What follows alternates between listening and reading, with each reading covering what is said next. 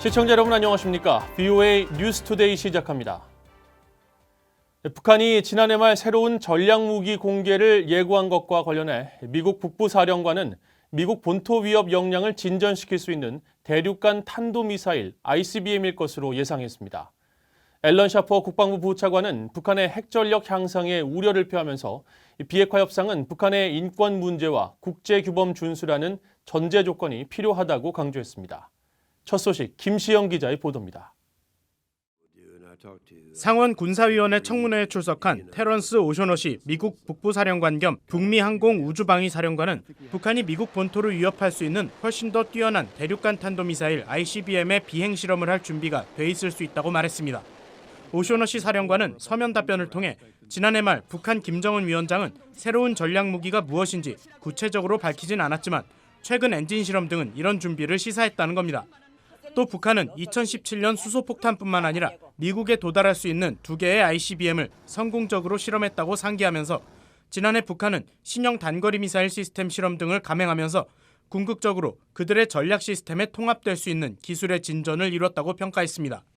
이런 가운데 앨런 샤퍼 미 국방부 군수담당 부차관은 워싱턴에서 열린 2020 핵 억지 회의에 참석해 핵 확산 추세를 우려하면서 북한의 핵 개발을 대표적 사례로 들었습니다. I look at proliferation in countries that may or may not be stable and sane. Anybody comfortable with North Korea having a nuclear weapon? It's kind of worrisome, isn't it?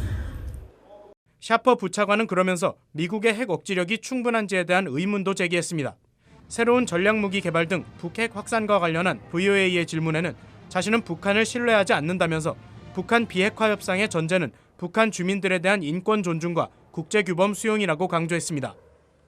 I know that our president very much wants to make strategic deals with North Korea.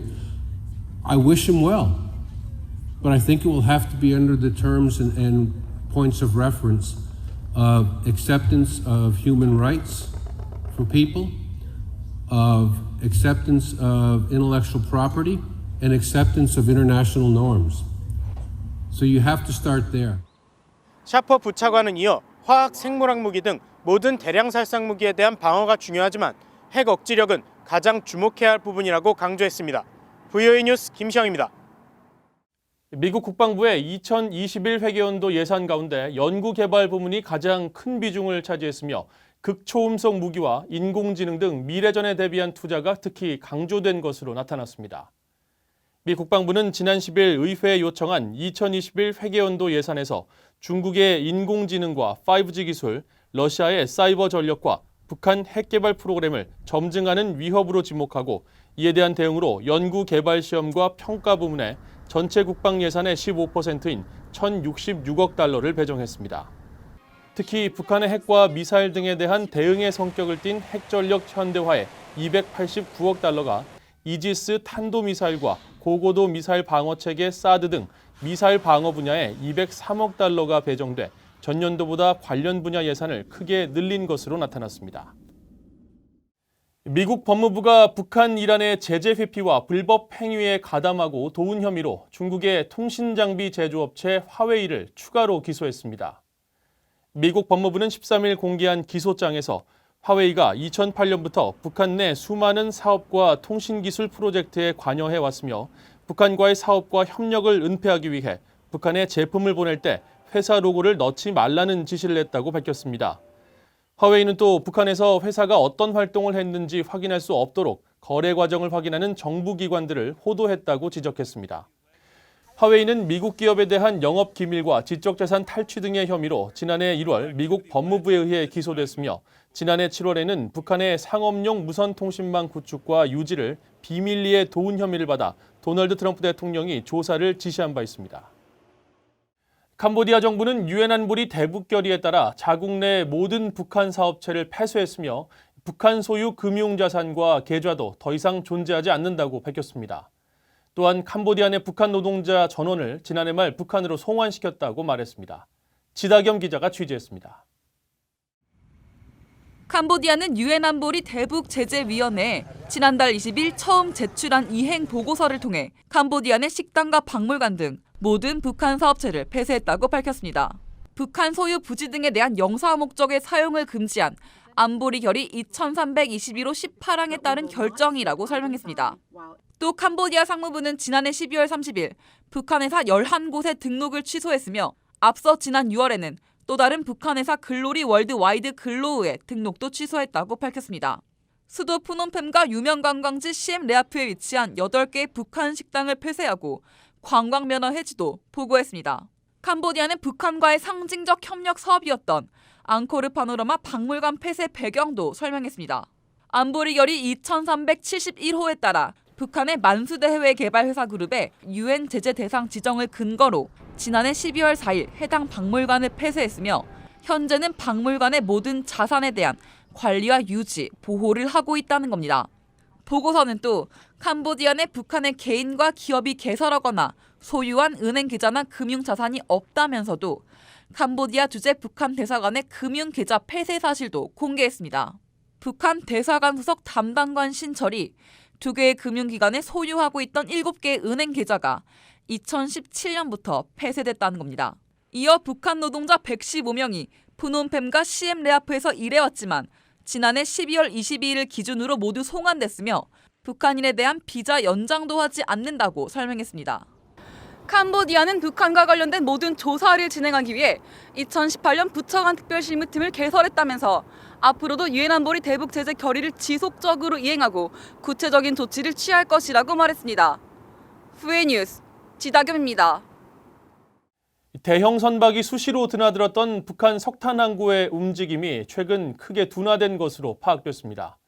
신종 코로나 바이러스가 급속하게 확산되던 시점부터 이런 움직임이 나타났는데 제재를 회피하며 지속해온 석탄 수출이 일단 중단된 것으로 보입니다. 함지하 기자가 보도합니다. 북한의 주요 석탄 항구 중 하나인 남포항을 촬영한 플래닛랩스의 지난달 26일자 위성사진입니다. 석탄을 실은 북한 선박이 한 척도 보이지 않습니다. 이틀 전인 24일에는 약 120m 길이의 선박이 있었지만 이 선박이 떠난 뒤 항구가 텅 비어 있는 겁니다. 이후 정박한 선박 한 척은 계속 같은 자리에 머물면서 사실상 남포의 석탄 항구는 2주 넘게 운영이 중단된 상태입니다. 최소 71척이 드나들었던 지난해와는 크게 다른 모습입니다. 활발했던 북한 석탄 항구의 움직임이 크게 둔화된 시점은 신종 코로나 바이러스로 인해 북한 당국이 국경을 봉쇄한 때와 일치합니다. 하지만 남포의 해상 유류 하역 시설에서는 지난달 26일부터 이달까지 유조선으로 추정되는 2척의 선박이 포착됐습니다. 석탄 항구에는 드나드는 선박이 크게 줄어들었지만 유류 항구는 이전과 비슷한 상황인 겁니다. 북한 경제 전문가인 윌리엄 브라운 미 조지타운대 교수는 신종 코로나 바이러스 사태 이후 북한 내 유류 가격이 급등했다는 일부 언론 보도에 주목했습니다. 중국 등에 대한 석탄 수출은 중단할 수 있지만 중단할 수 없는 유류 수입에 영향이 미치는 것이 아니냐는 설명입니다. Quite a big jump in gasoline and diesel prices. Well, since the North Koreans sort of, quote, closed the border. That's reflective of not very much gasoline and diesel in reserves. 경제 전문가들은 국제사회 제재에 맞서 버티고 있는 북한 경제가 코로나 바이러스 사태로 더 위축될 수 있다면서 북한의 조치들을 주목해야 한다고 말했습니다. VOA 뉴스 함자입니다.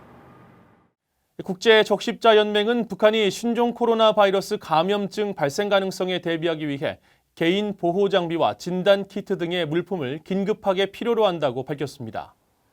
국제적십자연맹은 13일 VOA에 신종 코로나 바이러스의 전파 가능성에 대응하기 위해 대북 인도주의 지원이 필요하다며 이같이 밝히고 이를 위한 제재 면제 필요성을 강조했습니다. 적십자연맹은 이어 유엔 안보리 대북제재위원회에 신속한 대북제재 면제 허용을 희망하면서 특히 북한 사무소로 송금하는 것에 대한 제재 면제가 필요하다고 말했습니다. 독일 외교부는 북한 당국이 신종 코로나 바이러스 유입을 막기 위해 북한으로 들어오는 각국 외교관들의 격리 기간을 2배인 30일로 연장한 조치에 대해 우려한다고 밝혔습니다. 독일 외교부 관계자는 13일 북한이 입국하는 외교관들에 대한 격리 기간을 연장한 것과 관련한 VOA의 질문에 이같이 답하면서 북한 당국과 관련 문제를 협의하고 있다고 말했습니다. 앞서 조선중앙통신 등 북한 관영 매체들은 12일 입국하는 각국 외교관들의 격리 기간을 잠정적으로 30일로 연장한다는 당국의 조치를 전하면서 무조건 준수해야 한다고 보도했습니다. 이달 초 러시아 대사관이 공개한 북한 외무성의 조치는 북한에 입국하는 외국인의 격리 기간을 15일로 정했습니다. 이상으로 VOA 뉴스투데이를 마칩니다. 시청해주신 여러분 고맙습니다.